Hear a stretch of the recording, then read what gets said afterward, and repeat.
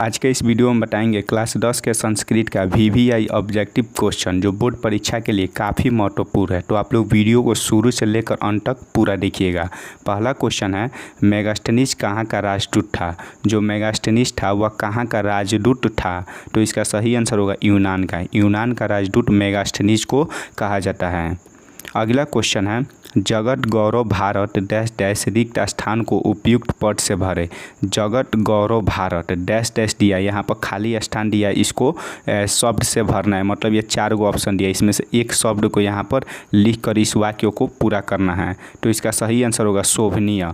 शोभनीय, जगत गौरव भारत शोभनीय। जैसे भारत का क्या है, जो भारत है ना, भारत की सुंदरता है वह शोभनीय है। अगला क्वेश्चन है, सोने का कंगन ग्रहण करो, ऐसा कौन बोल रहा था? सोने का कंगन ग्रहण करो, तो ऐसा कौन बोल रहा था? तो इसका सही आंसर होगा बाघ। बाघ क्या बोल रहा था कि सोने का कंगन ग्रहण करो। अगला क्वेश्चन है, बूढ़ा बाघ क्या देना चाहता था? जो बूढ़ा बाघ था वह क्या देना चाहता था?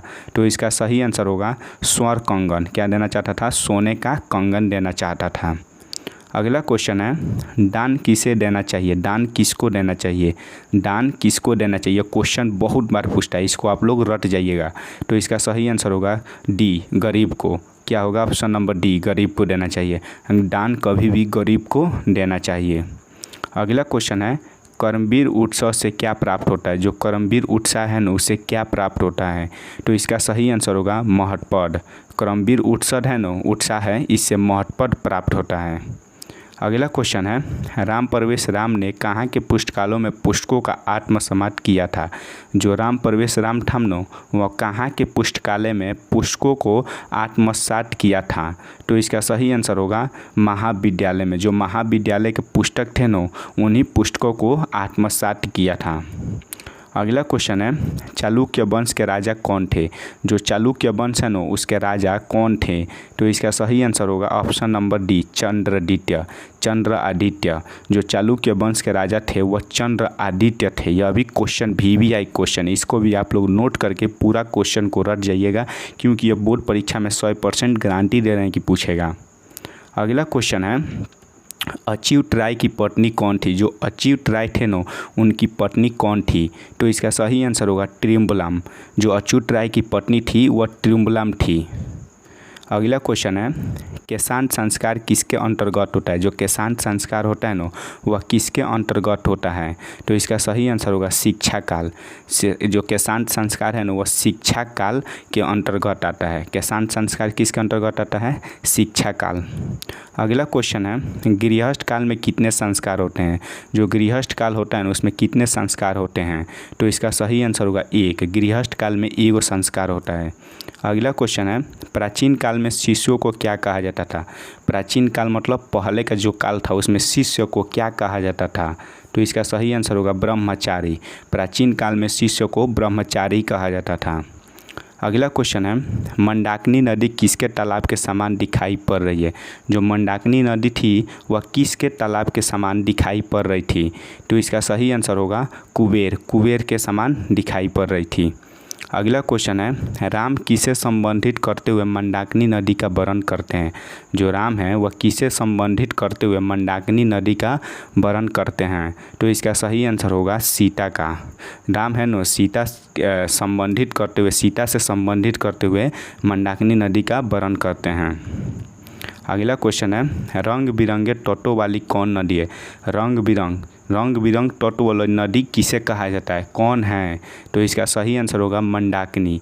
जो मंदाकिनी नदी है ना, वह रंग बिरंग वाली तटों वाली नदी है। अगला क्वेश्चन है, भारत महिमा पाठ का प्रथम श्लोक किस पुराण से लिया गया है? जो भारत महिमा पाठ है ना, उसका प्रथम श्लोक किस पुराण से लिया गया है? तो इसका सही आंसर होगा विष्णु पुराण से। भारत महिमा पाठ का प्रथम श्लोक विष्णु पुराण से लिया गया है। अगला क्वेश्चन है, भगवान कहाँ जन्म लेना चाहते हैं? जो भगवान है ना, वह कहाँ जन्म लेना चाहते हैं? तो इसका सही आंसर होगा भारत में। भगवानों का घर भारत को कहा जाता है। भारत में बहुत प्रकार के भगवान लोग रहते थे, अभी भी जन्म लेना चाहते हैं। तो इसका सही आंसर होगा भारत में। अगला क्वेश्चन है क्षमा किसको मारता है, क्षमा किसको मारता है।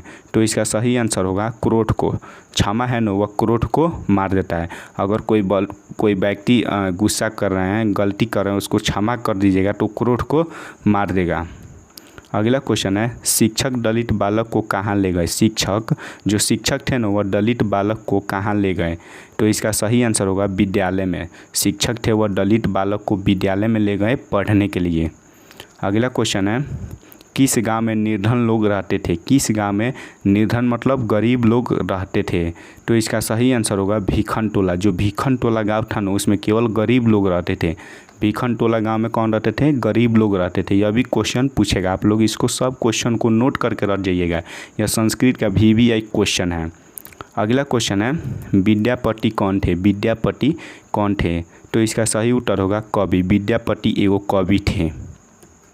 अगला क्वेश्चन है संसार के बच्चों का सच्चा रक्षक कौन है। जो संसार के बच्चे हैं ना, उनका सच्चा रक्षक कौन है। तो इसका सही आंसर होगा माता। जो संसार के बच्चों का सच्चा रक्षक उनकी माता है। माँ ही उनका सब कुछ करती है। तो दोस्तों आज के इस वीडियो में हम लोग देखे हैं क्लास 10 के संस्कृत का VVI ऑब्जेक्टिव क्वेश्चन, जो बोर्ड परीक्षा में काफ़ी बार पूछा है और पूछेगी भी। तो आप लोग वीडियो को बिना स्किप किए शुरू से लेकर अंत तक देखिएगा और वीडियो को अपने दोस्तों के पास ज़्यादा से ज़्यादा शेयर कीजिए और चैनल को सब्सक्राइब कर लीजिए, क्योंकि हम VVI ऑब्जेक्टिव क्वेश्चन ओनली बताते हैं।